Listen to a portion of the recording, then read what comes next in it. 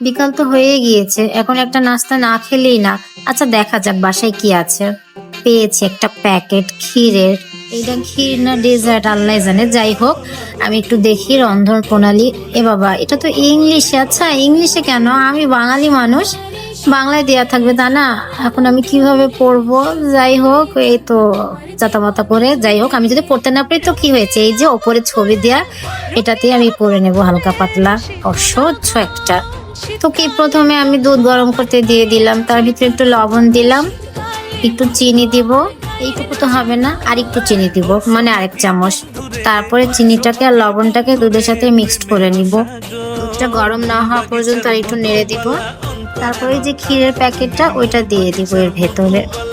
এর আগেও একদিন খেয়েছি, কিন্তু সেদিন আমি করি নাই, সেদিন আম্মু করে দিয়েছিল। তাই আজকে অল্প একটু ছিল, ঝাড়ামারা মেরে সবগুলো নিয়ে নিলাম।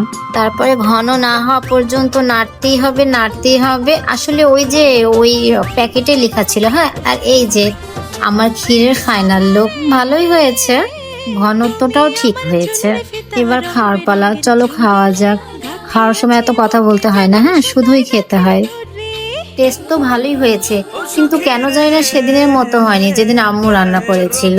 আম্মুর হাতে মনে হয় আলাদা একটা স্পেশাল জাদু রয়েছে, যেটা আমার হাতে নেই। যাই হোক, আমার এদিকে খাওয়া শেষ।